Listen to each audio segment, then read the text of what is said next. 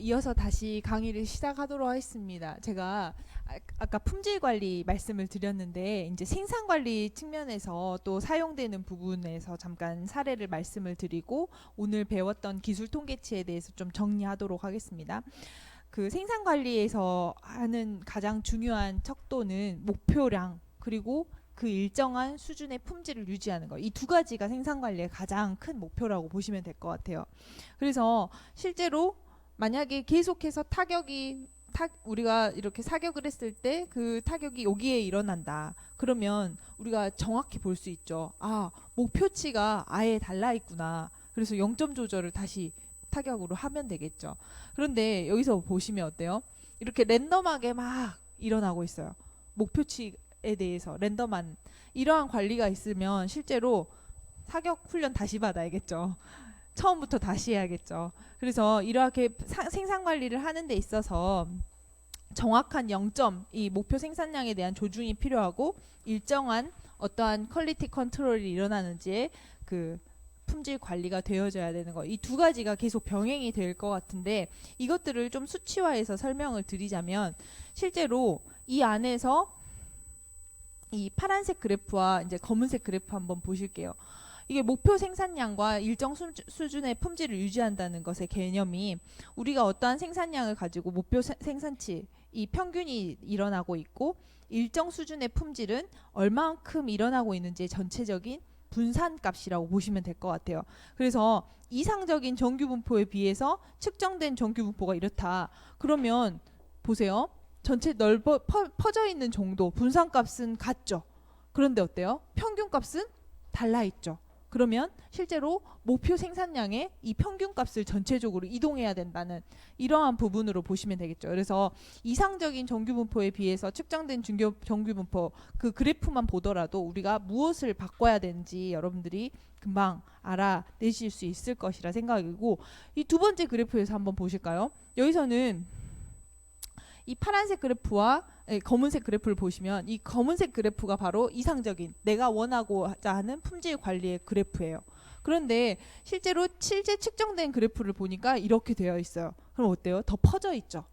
우리가 식스 시그마 운동을 하자라고 하는 것은 이 품질 관리의 수준을 실제로 내가 하는 이 이상형 그래프에 맞추자는 것이죠. 이 맞춰서 이 안에 들도록 만들자라는 것이라고 보시면 될 것 같아요. 그래서 그 부분에 대해서 조금 더 자세히 설명을 드리자면 이렇게 생산 관리를 하는 거 목표 생산치를 평균을 옮기는 거 이게 바로 0점 관리를 다시 한 거라고 보시면 되겠고 이렇게 랜덤하게 되어 있어서 굉장히 분산값이 넓어져 있는 것은 이 분산값을 좁히는 그러한 노력들을 하셔야지 실제로 전체적인 품질 관리가 이루어진다. 그래서 이것들이 우리가 수식 그래프로 보시면 여러분들이 두 가지로 이렇게 설명될 수 있는 개념입니다. 그래서 아까 어떤 분이 질문을 해오셨어요. 아니, 교수님 아까 평균하고 시그마 이 값을 가지고 어떻게 그렇게 계산을 해요? 이제 전체적으로 계산하는 값은 제가 다음 시간에 이제 표를 가지고 나눠서 보여드릴 텐데 실제로 여러분들이 이 정규 분포표 곡선을 보시고 정규 분포표 곡선이 왜 저렇게 생겼지? 이 정규 분포표 곡선 안에서의 1시그마까지의 이 면적이 왜 34.1%지? 이런 것들을 좀 궁금해요. 오늘은 궁금해 하시고 다음 시간에는 이것들을 어떻게 여러분들이 손으로 계산하실 수 있나 이런 분들이 직접 보실 수 있나를 설명을 드리도록 하겠습니다. 그래서 여기서 0부터 플러스 마이너스 1 시그마 있으면 여기가 34.1%의 면적 그리고 이쪽이 34%의 1.1%의 면적 더하시면 68.2%가 되죠. 그래서 내가 평균하고 표준 편차만 알았는데 68%의 데이터가 어디 있는지 바로 예측이 되시는 거예요. 편차를 원 스탠다드 그러니까 원 표준 편차가 아니라 2 시그마 플러스 마이너스 2 시그마의 우리가 그래프를 보게 되면 여기서부터 여기까지 전체 면적은 바로 47.7%예요. 한쪽 면적이 47.7%고 다른 면적이 47.7%면 두 개 더하면 95% 정도 되겠죠. 그래서 내가 평균하고 2 스탠다드 시그마만 알아도 95% 데이터가 어디에 위치해 있을지 여러분들이 금방 알아채실 수 있겠죠. 마지막으로 3 시그마 안에서 우리가 얼만큼 계산할 수 있는지 아까 말씀드린 대로 거의 98% 넘는 데이터를 여러분들이 어느 정도에 들어가 있을지 평균과 편차만 아셔도 금방 아실 수 있다라고 말씀을 드렸고, 이게 통계적인 생산 관리의 내용입니다. 그리고 아까 식스 시그마에 대해서 이제 구두로 설명을 드렸는데, 하나의 장표로 설명해서 다시 말씀드리자면, 이 n 시그마라는 것은 주어진 분포 안에서 시그마 개수가 늘어나는 거예요. 여기서는 3 시그마, 그리고 여기서는 6 시그마.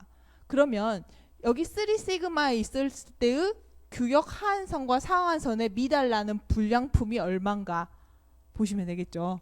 그러면 이쪽에서 몇 프로예요? 6.68%. 이쪽에서도 또 있겠죠. 또 6.68%.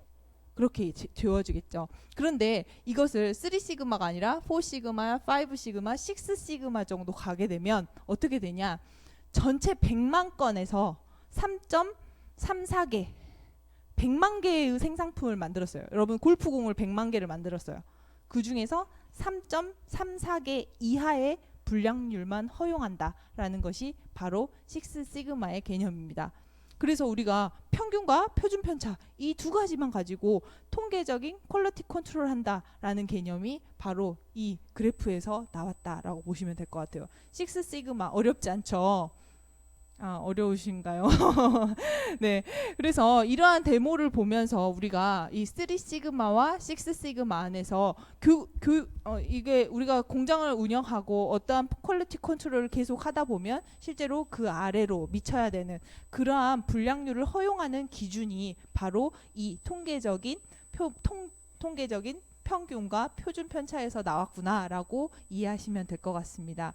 그래서 생산관리 에 대한 여러 가지 공정 체계를 두시고, 여러분들이 이제 만약에 내가 최고 경영자라면 이 최고 경영자들이 어떻게 이 경영의 목표를 달성하느냐, 여러분들 보시면 초기에 내가 공정 능력이 이 정도예요. 계속해서 그래프를 그려봐요.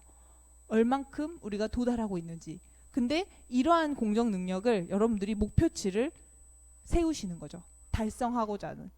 그래서 달성하고자 하는 공정 능력이 이러면 실제로 분산이 넓게 펴져 있는 걸 분산을 계속 줄여가시는 그러한 노력을 하실 테고, 아니면 공정 능력이 굉장히 현저하게 나와 있다. 그러면 0점 조절부터 다시 하시게 되는 것이고, 그래서 두 가지의 컨트롤을 하시는 부분으로 제가 말씀을 드렸고, 좀 통계적인 활용 부분에서 이제 말씀을 드렸습니다. 그래서 이제 그 분산에 대해서 아까 삼포도의 척도로 이제 세 가지를 말씀을 드렸는데, 이제 그 중에 두 번째가 베리언스예요. 분산은 그 안에서 우리가 얼만큼 떨어져 있는지의 제곱의 평균값.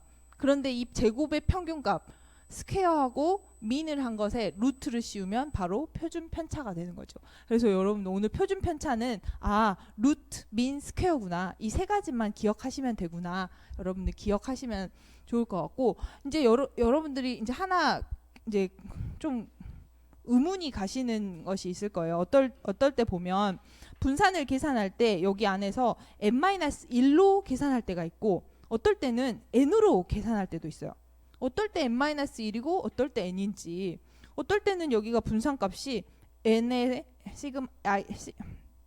xi-x의 평균의 제곱으로 나와 있고, 어떨 때는 n-1이에요. 어떨 때냐면 실제로 우리가 여러분들이 전수조사를 해서 모집단 전체를 다 알고 있다. 그러면 n으로 하시면 돼요. 내가 갖고 있는 데이터가 모집단의 전체다. 파퓰레이션 전체다. 그런데 그렇지 않고 이 안에 표본이다. 그 모집단에서 표본을 하나 뺐다. 그러면 이 표본에 대해서 n-1이라고 보시면 될 것 같아요. 왜 표본이면 n-1인가요? 또 이러한 질문이 나올 수 있어요. 그거는 무엇이냐? 실제로 표본이었을 때는 내가 평균이 되면 기준이 되죠. 그 기준이 되는 하나를 빼주시면 됩니다.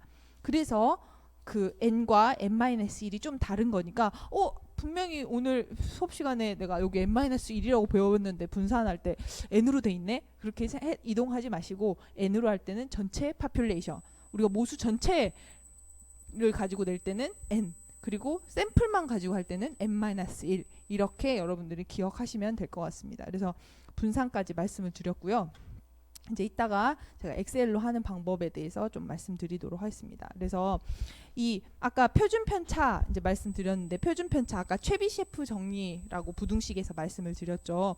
관측지부터 평균이 얼마나 떨어져 있는지를 알려주는 것. 그래서 평균으로부터 원 스탠다드 데비에이션 있을 때는 68%의 관측치가, 그리고 투 스탠다드 데비에이션 있을 때는 95%의 데이터가, 그래서 68, 95 법칙, 여러분들이 아까 우리가 식스 시그마에서 보셨던 그 표준 편차와 평균 간의 그 관측치들이 퍼진 위치라고 보시면 될 것 같습니다. 그래서 오늘 기술 통계학에서 이제 마지막으로 어떻게 분포되어 있는지, 산포되어 있고 분포되어 있고 센트럴 텐더시, 어떻게 중심이 되어 있는지, 대표값은 무엇인지, 이 세 가지를 아신다면 기술 통계학 대부분을 여러분들이 구하실 수 있는 것이라 보실 것 같아요. 그래서 기술 통계랑 보시면 여기서 디스트리뷰션 해가지고 분포의 형태와 대칭성을 설명하는 통계량입니다. 그래서 크게 첨도와 외도 두 가지로 나뉘어져 있어요. 근데 첨도와 외도 이렇게 두 가지로 나뉘어졌다고 말씀을 드리면, 실제로 첨도하고 외도 이거 어디다 쓰냐, 우리가 첨도가 몇 이상이고 외도가 몇 이상이다 그러면 여러분들이 그래프를 그려보지 않아도 어떻게 그래프가 그려져 있을 건지 먼저 예측이 가능한 이 수치라고 보시면 될 거예요. 그래서 첫 번째는 외도를 먼저 말씀드릴게요. 외도는 스큐드 됐다는 거예요. 한쪽으로 스큐드, 우리가 쏠려 있다, 이렇게 쏠려 있는 거 한번 보시죠. 이거는 지금 좌우 대칭으로 있죠. 이거는 실제로 오른쪽으로 꼬리가 이렇게 쭉 뻗어나 있죠. 이쪽 그림에서는 왼쪽으로 꼬리가 이렇게 쭉 뻗어나 있습니다. 그래서 오른쪽으로 꼬리가 뻗어나 있는 걸 보면 X바가 평균이에요. 아까 빈도에서 말씀드린 미디언 값, 미디언 값보다 평균 값이 더 높게 있어요. 그러면 실제로 이 외도 스큐드가 0보다 크다라고 계산이 됩니다.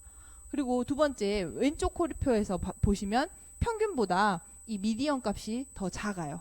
그러면 평균이 미디언보다 훨씬 아래 위치해 있고 여기가 더 통통한 그래프겠죠. 그래서 우리가 스큐드 0보다 작다라고 보시면 될 것 같습니다. 그래서 외도는 어느 쪽으로 꼬리가 분포되어 있나, 그래서 제가 나중에 그 롱테일 이코노미라고 이제 설명을 드릴 때 이 외도 부분에 대해서 좀 더 설명을 드릴 텐데, 그래서 외도를 보시면 여러분들이 0인지 0보다 큰지 0보다 작은지에 대해서 분포가 어떻게 꼬리 쪽으로, 꼬리가 왼쪽에 있는지 아니면 오른쪽에 있는지, 이 두 가지를 여러분들이 0보다 큰지 아닌지 두 가지 데이터만 있으면 여러분들 금방 아실 수 있는 데이터라고 보시면 될 것 같고요.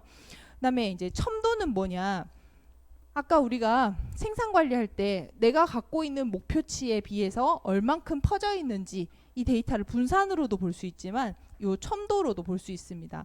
대표값을 중심으로 얼마나 모여 있는지. 그래서 우리가 첨도가 3이다 그러면 실제로 정규 분포를 따른다, 노멀 디스트리뷰션 정규 분포를 따른다 이렇게 보시면 되고, 첨도가 3보다 크다 그러면 훨씬 더 이렇게 솟아있다, 볼록하게 솟아있다, 그래서 골고루 분포되어 있다 보시면 될 것 같고, 첨도가 3보다 작다 그러면 이렇게 좌우에 노멀하게 이렇게 퍼져 있다라고 보시면 될 것 같아요. 그래서 이거를 영어로 커터시스라고 부르고, 아까 스큐드하고 다른 스큐드는 쏠려 있고 첨도는 위아래로 우리가 봉긋 솟아 있는 이 정도를 볼 수 있는 겁니다. 그래서 이 두 가지를 여러분들이 개념으로 기술하시면 좋을 것 같고요.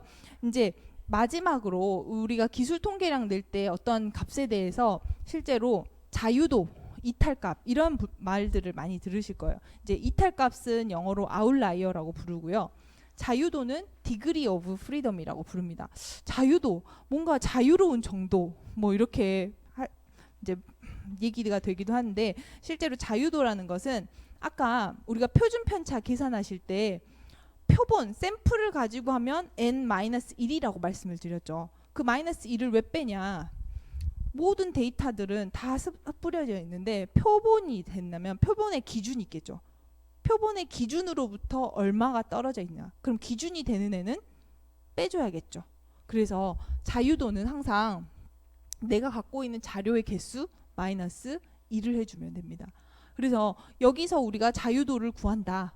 전체 18명에 대한 학생에 대해서 자유도를 구한다. 그러면 17 자유도는 17, 디그리 오브 프리덤은 17이다 이렇게 표현을 합니다. 그래서 이걸 어디다 쓰지? 나중에 이제 곧 나옵니다. 저런 단어가 있구나. 오늘은 그 용어에 대해서만 좀 프렌들리하게 여러분들이 기억해 주시면 좋을 것 같아요. 네, 다시 한번 뒤쪽에서 한번 말씀을 드리도록 하겠습니다. 이제 자유도에서 어떻게 얘기를 하냐면 실제로 자유도는 그 데이터가 실제로 이 중심에서부터 얼만큼 퍼져 있는지 보기 위해서 이 전체가 우리가 표준 편차를 계산을 한다. 표준 편차가 전체의 대상값이다 했을 때는 실제로 표준 편차 안에서 우리가 표본이 몇 개인가를 샘플을 뽑아내요. 그럼 표본에 대해서 하나의 어떠한 기준이 정해져 있겠죠. 그래서 예를 들면 중심으로부터 평균으로부터의 표본 아니면 평균으로부터의 편차 뭐 이런 것들을 여러분들 구하실 때 여기서 보시면 표준 편차 이 부분 아까 계산하실 때 그냥 전체 모집단으로 할 때는 n으로 했는데 표준 편차를 할 때는 n-1로 했어요. 그러면 표준에 대한 편차를 계산하실 때는 그것에 대한 중심값이 정리가 돼요. 내가 여기서 자유로운 정도 선생님으로부터 자유로운 정도다. 그러면 선생님을 포함해서 여기의 거리, 여기의 거리, 여기의 거리를 우리가 그 아까 편차 구하실 때 하나의 값에서 평균값으로부터 얼마 떨어진가 했죠. 그러면 그 평균값이 기준이 되게 되는 거예요. 그 평균값은 빼셔야죠. 그래서 하나를 빼주는 그 개념이라고 보시면 될 것 같습니다. 이 안에서 얼마나 독립적으로 자료가 구성되어 있나 실질적인 독립들의 값의 개수라고 보시면 될 것 같아요. 그래서 표준 편차할 때 n-1 하는 것은 바로 이 자유도를 계산해서 우리가 -1을 빼주는 것이라고 보시면 될 것 같습니다. 그래서 여러분들 자유도는 제가 나중에 표준 편차 계산하는 그 그래프에서 다시 한번 설명을 드릴 테고요. 우선 지금 측정 오차, 여러분 측정 오차는 약간 메저먼트 에러라고 해서 여러분들이 이러한 하나의 어떤 도구를 가지고 이 나무 토막을 가지고 우리가 측정을 해요. 이 나무 토막을 우리가 이렇게 측정하는 데 있어서 우리가 어떻게 측정하는 게 맞느냐 이렇게 끝을 잡는 거랑 이 중간에 이렇게 우리가 측정하는 거랑 그리고 이거 측정할 때도 이렇게 기울여지면 우리가 측정이 잘못되겠죠. 그러면 측정 오차라는 건 어떤 것이냐 내가 갖고 있는 이 어떤 것들을 제기하는 최소의 독해치가 있어요. 그러니까 지금 이 그래프에서는 0.05mm가 기준인 거예요. 그런데 실제로 이 물체를 쟀을 때 우리가 어떠한 눈금을 가지고 조사를 한다면 여기 0.05보다 더 작은 것은 측정이 안 되겠죠. 그러면 우리가 측정해서 매기하는 0.15mm다라고 얘기를 한다면 실제로 이것이 길이가 0.157mm다. 그럼 그것들은 빠지는 거죠. 그래서 이건 측정할 수 있는 최소의 단위를 가지고 우리가 측정하지 못하는 부분 그래서 이 자의 눈금이 있는 부분까지만 측정할 수 있는 거죠. 그래서 내가 맨 처음에 메저먼트 에러 첫 번째 말씀드렸던 관측치와 실제 값의 차이인 거죠. 여러분들이 키가 167이다 얘기를 했어요. 그러면 167점 얼마일 텐데 내가 갖고 있는 것은 센티미터까지만 잴 수 있다면 측정 오차는 0. 얼마가 측정 오차가 되겠죠. 그래서 관측지는 실제 값 플러스 측정 오차를 포함한다라고 보시면 될 것 같고 이 측정 오차의 대략적인 크기를 보자면 여러분들이 관측지의 표준 편차 스탠다드 데비에이션을 통해서 이렇게 알 수 있습니다. 그래서 오늘 이렇게 개념들을 여러 가지 이제 배우신데 이제 마지막 두 가지가 남았거든요. 이제 측정 오차와 함께 우리가 아까도 0점이 아예 틀어져 있으면 그 0점을 바로 잡으면 우리가 실측지로 간다고 했죠. 여기서도 마찬가지로 방향성을 갖는 하나의 체계적인 오차가 보여지면 실제로 이 통계체에는 바이어스가 있다, 편의가 있다라고 보시면 될 것 같습니다. 이 편의라는 걸 한번 볼게요. 뮤1과 뮤2가 있습니다. 여기서는 평균이 여기고 뮤2가 있어요. 그러면 내가 측정해야 되는 이 값이 뮤2로 이렇게 읽어진다면 뮤2에서 뮤1을 뺀 요 값만큼 실제로 그 안에 측정하는데 분명히 바이어스가 있는 거예요. 여러분 바이어스 원인을 잡아내면 그것은 체계적인 오차이기 때문에 쭉 끌어당기면 다시 실제값하고 똑같이 매핑을 할 수 있는 거죠. 그래서 여기서 보시면 이 바이어스는 우리가 체계적인 오차기 때문에 하나의 편이 바이어스가 발견되면 다시 실측치로 여러분들이 쉽게 돌아갈 수 있습니다. 여기까지 이제 측정 오차하고 바이어스까지 말씀을 드렸는데 혹시 이해 안 되시는 부분? 이 웃음의 의미는 뭘까요? 측정 오차와 바이어스 부분까지 이제 마지막 하나 남았는데 하나 남고 이제 사례에 대해서 좀 설명을 드리려고 하는데 오늘은 여러분들이 여러 가지 기술 통계치를 내는 데 있어서 다 정의고 그렇게 쓰이는 것이고 그렇게 되는 데피니션이잖아요. 그래서 용어니까 처음엔 다 생소해요. 근데 다음 시간에 제가 똑같은 용어로 자유도에 대해서 말씀드리면 좀 더 이제 친근해지실 것이라 생각해요. 그래서 오늘은 여러분 처음 만난 통계 잊고 지냈던 용어들을 오늘 다시 처음 만났다 생각하시고 다음 주부터는 그래 3주차 강의 때 한번 들었지 이렇게 좀 프렌들리하게 하시는 걸로 하겠습니다. 그래서 마지막으로 제가 이제 통계 용어로 말씀드릴 기술 통계치 이제 설명드릴 때 아웃라이어, 혹시 아웃라이어라는 책 보신 적 있나요? 지금 수업 듣는 것도 힘든데 책 읽는 것까지.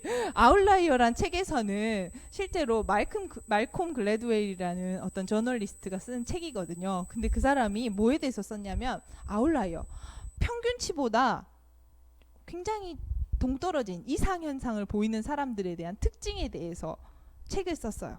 그 아웃라이어 이다나 네. 그래서 여러분들 아웃라이어 같은 사람들이 주변에 있잖아요. 그래서 뭐 CEO에서도 굉장히 자기 일에 몰입하거나 몰두하는 그런 집단들, 그런 아웃라이어들을 쭉 통계를 내봤어요. 그랬더니 그 사람들의 공통적인 특징이 있는 거예요. 그 아웃라이어들의 공통적인 특징이 몇 월생이 많았어요. 통계적으로 몇 월생이 많았을까요, 여러분? 네? 1월생. 역시 여기 에이스 분들만 모였어서 바로 통계적으로 1월생들이 아웃라이어들, 실제로 성공한 CEO들의 그 통계를 내봤더니 1월생이 많았어요. 여기서 1월생 계신가요? 네. 두 분 빼고는 기분이 씁쓸한 걸로. 네. 그래서 이 아웃라이어는 다시 통계 용어로 돌아가서 극단적인 관측치입니다. 딱 혼자만 동떨어져 있는 거예요. 한번 볼까요? 여기서 보시면 다 이 선에 다 근접하게 위치해 있는데 얘만 혼자 동떨어져 있고, 다 근접하게 이 선에 비슷하게 가는데 트렌드를 가는데 얘만 갑자기 동떨어져 있고, 이런 애들을 우리는 이탈값, 이탈에 있다, 그리고 아웃라이어다. 여러분들 인생에서도 아웃라이어 뭐 좋은 뜻일 수도 있고 안 좋을 수도 있는데 뭐 아웃라이어가 돼보는 것도 나쁘지 않은 것 같습니다. 그래서 그러면 이러한 이탈적인 이러한 관측지가 동떨어져 있는, 다른 사람들은 다 이 무리를 이어서 잘 가고 있는데 follow the flocks, 뭔가 무리에 따라서 잘 가고 있는데 얘만 이렇게 혼자 가고 있어요. 그러면 이런 애들인 경우에는 우리가 통계 처리 어떻게 해야 될까요, 여러분? 네? 아웃라이어는 빼버리는, 우리는 평균적인 사람들만 데리고 일하는, 어떻게 하시겠어요? 지금 1교시 수업을 안 들으셔서 힘드신데 어떻게 하시겠어요? 아웃라이어 포용한다. 네, 두 부분으로 나뉘네요. 평상시에 스타일이 이렇게 드러나는데 한번 볼까요? 아웃라이어 어떻게 처리해야 되는지. 실제로 이제 우리가 여기서 R이라는 값을 통해서 우리가 얼마나 이 모형이 이 하나의 그래프가 이 점들을 잘 설명하고 있는지, 이 척도를 보는 이 R값이라는 결정계수 값이라는 걸 나중에 설명할 건데요.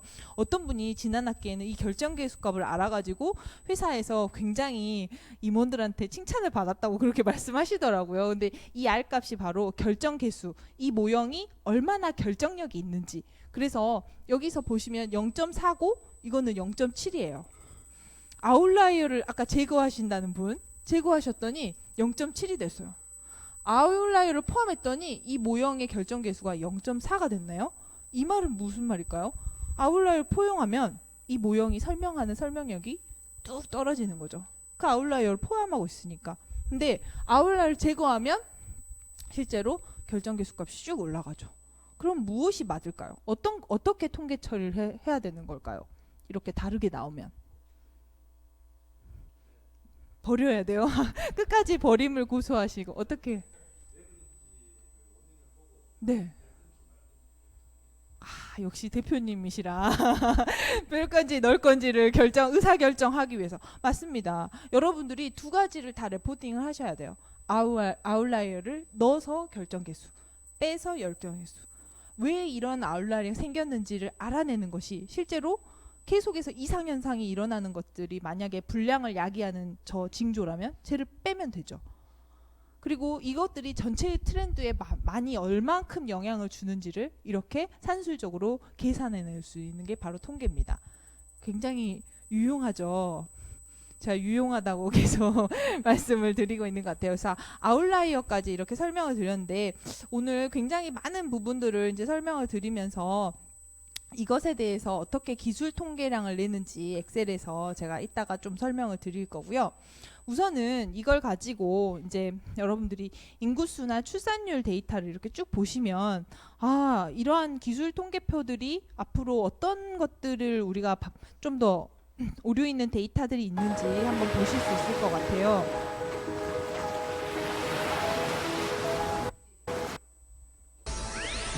여기서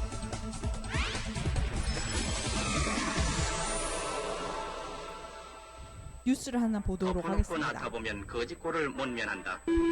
나라들 구별 말고 둘 만나 잘 기릅시다. 과거 우리나라의 대표적인 가족계획 캠페인들입니다. 하지만 지금은 이렇게 바뀌었습니다. 함께 배우며 커가는 평생의 단짝. 당신의 아이에게도 만들어주세요. 인구 절벽을 지나 이제는 사실상 인구 붕괴가 시작됐습니다. 국가 시스템마저 위협하고 있는 저출산 문제의 실태를 김유림 기자가 취재했습니다. 우리 세봉이가 이 마을에서 30년 만에 태어났대요. 그 없어지면요? 엄청 슬프겠죠? 하긴 유치원 때부터 다녔는데. 못 가죠? 안 받아주니까. 대기번호 아직 65번이에요. 충남 홍성군의 작은 시골 마을. 과거 5남매가 뛰놀던 이 집은 5년 전 빈집이 됐습니다. 마당엔 가시덩굴만 가득합니다. 내가 이걸 누우면 또 막 가시가 일어나가지고 그냥. 우와, 아따. 이 마을에만 이런 빈집이 10채가 넘습니다. 강원도 인제군에는 분만을 할 수 있는 산부인과가 한 곳도 없습니다. 아이를 낳으려면 인근 홍천군으로 가야 하지만 그마저도 불가능해졌습니다. 지난달부터 그만을 안 하고 있어요. 그만하려면 야간 당직자들이 있어야 되는데 저희가 당직자들이 많이 없어요. 출산 자체가 두려운 일이 됐습니다.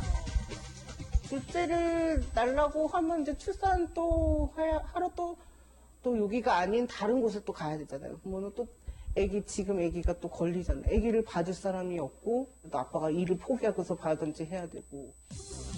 우리나라의 합계 출산율은 1.26명으로 OECD 국가 중 압도적인 꼴찌입니다.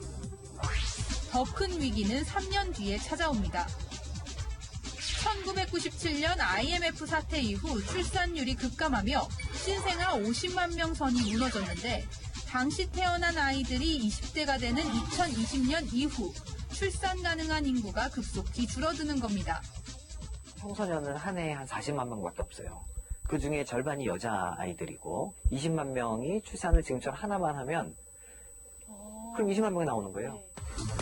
그리고 현 추세라면 2030년부터는 전체 인구가 줄어들기 시작합니다.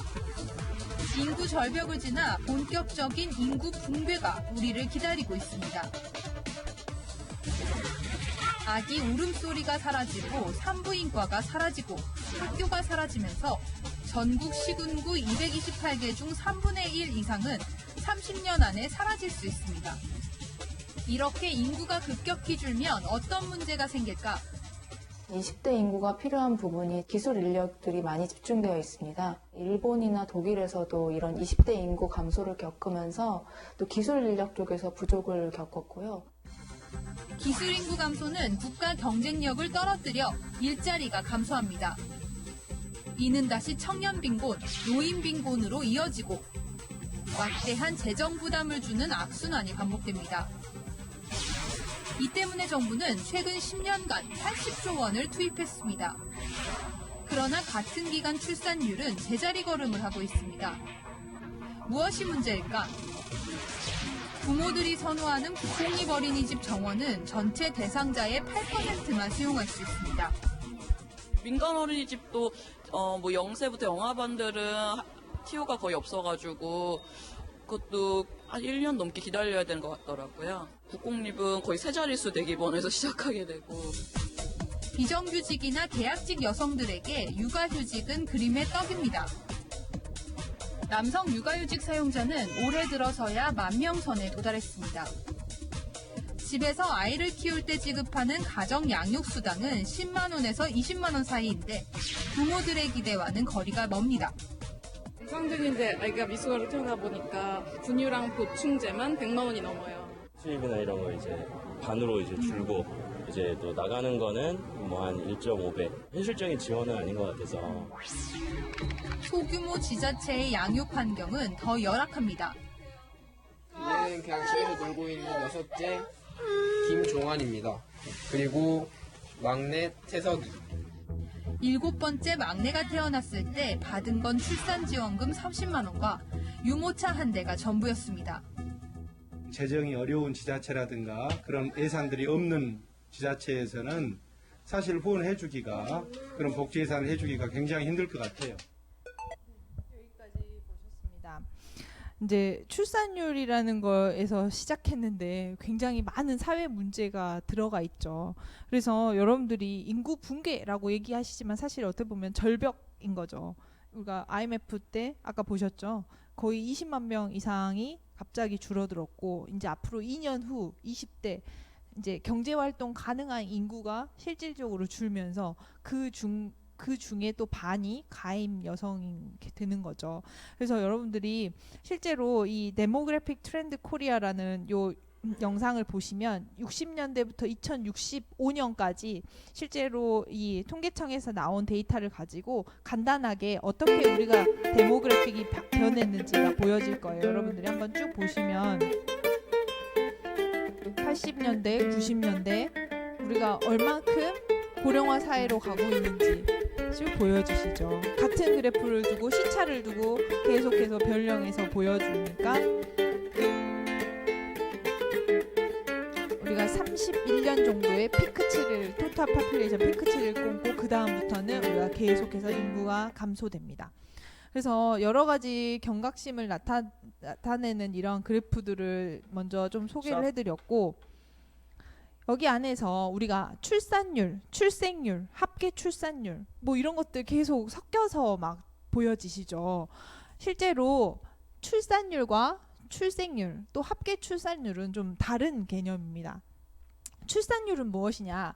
가임기 여성 15세부터 49세 1000명당 출산아 수가 얼마인지 출생아 수가 얼마인지 그렇게 계산하는 것이 바로 출산율의 기준이고요. 두 번째 합계 출산율은 뭐냐면 한 명이 실제로 전체 낳을 아이의 총수인 거죠. 그래서 합계 출산율은 예를 들면 15세에서 49세의 한 명당 전체 낳을 것으로 예상되는 출생아 수입니다. 그래서 합계 출산율도 1.050이다. 여기도 1.050이다. 여기도 1.050이다. 일단 좀 다른 의미입니다. 마지막으로 출생률은 1년간 인구 1000명당 인구 1000명 안에서 태어난 아이의 숫자가 바로 출생률입니다. 그래서 여러분들 헷갈리시는데 출산율, 출생률 또 합계 출산율 조금 더 다른 통계 수치입니다. 그래서 여러분들이 통계청에 들어가 보시면 이러한 내용들이 다 구분이 되어 있어요. 여기서 보시면 이 합계 출산율을 각각 연령대별로 이렇게 끊어서 보시면 더 이해가 쉬우실 것 같아요. 어떻게 이제 우리가 합계 출산율을 연령대별로 이렇게 끊어서 할지. 그렇지만 우리가 만약에 터울이 길게 져서 나면 합계 출산율을 산정하는 데 있어서 훨씬 더 텀이 길 거고, 그래서 이거는 추정치다, 추산치다라고 보시면 될 것 같아요. 얼만큼 나을 것인가 평균적으로. 그래서 이제 합계 출산율 여기 통계청에 들어가서 한번 이렇게 보았어요. 아시아, 한국, 뭐 아프가니스탄, 여러분들이 아시는 이런 그래프를 보면 이 합계 출산율, 한 여성이 그 가임기에 있는 여성이 전체 낳을 아이의 그래프죠. 그래서 65년부터 2065년까지 어떤 그래프를 그리시는지 여러분들이 직접 이렇게 통계청 들어가셔서 해보실 수 있고요. 그리고 이것을 가지고 우리가 출산율을 실제로 기대 수명하고 어떻게 트렌드를 달리 가는지 한번 보시면 좋을 것 같아요. 그래서 이 북아메리카부터 유럽, 라틴 아메리카, 동아시아, 중동, 남아시아, 서아, 이 아프리카의 전체 기두 수명이 여러분들이 트렌드 그래프로 이렇게 보여질 수 있습니다. 그래서 이런 부분과 그리고 이 합계 출산율과 고령화 인구 비율의 추이가 어떻게 가는지, 그래서 여러분들이 이러한 기술 통계치를 여러분들이 이렇게 그래프화하시고 그래프로 어떻게 표식하실지에 대해서 이 두 개가 관련이 있어 보이기도 하고 그렇지 않아 보이기도 하고, 그것들을 어떻게 통계적으로 수치화하시는지 그런 부분들을 이제 설명을 드리도록 하겠습니다. 그래서 합계 출산율 보시면 쭉 3명부터 쭉 낮아지죠. 지금 1명 조금 더 낳는 그런 그래프를 보이고, 고령화 인구 비율은 계속 높아져서 우리가 전체 12%로 지금 달려가고 있습니다. 이제 이게 가속화되는 시점이 우리가 2025년이라고 하니까 여러분 그때부터 어떻게 바뀌는지 한번 볼 수 있겠죠. 그런데 이제 어떤 기사들을 보면 이런 것들을 되게 뭔가 미묘하게 얘기를 왜곡해서 하기도 합니다. 여성 고용률과 출산율의 관계라고 이렇게 보여지면서 달라진 여성 고용률과 출산율의 상관관계, 이런 그래프를 보셨을 거예요. 고용률이 높을수록 1980년에는 출산율은 낮았다. 그러면서 여성 고용률 그리고 출산 합계율, 그럼 한국이 아까 배운 뭐죠? 혼자만 딱 떨어져 있는 아웃라이어죠. 한국이 굉장히 아웃라이어처럼 되어 있죠. 고용률은 40에서 45% 정도인데 출산율은 높았죠. 그런데 한국이 지금은 어때요? 여성 고용률이 60% 정도 되는데 출산율은 굉장히 낮죠. 그런데 여기서는 뭐라고 얘기하냐면 고용률이 높아질수록 출산율도 높아졌다. 그런가요? OECD 국가들을 가지고 통계를 내봤더니 OECD 국가 안에서는 한국이 이렇게 차지해서 뭔가 양의 그 관계의 그래프가 보여져요. 그래서 여기서 많이 고용이 될수록 출산율도 좀 높아지는 트렌드구나, 이렇게 보여질 수도 있어요. 여러분도 그렇게 생각하시나요? 여성들이 많이 고용이 될수록 출산율이 높아진다. 어떻게 우리가 해석해야 될까요? 이러한 통계적 해석의 오류들이 많이 존재하고 있습니다. 그래서 여러분들이 이러한 내용들 한번 보시면 좋겠고, 우선 오늘 그 설명 강의는 여기까지 할 거고, 여기까지 녹음을 할 거고,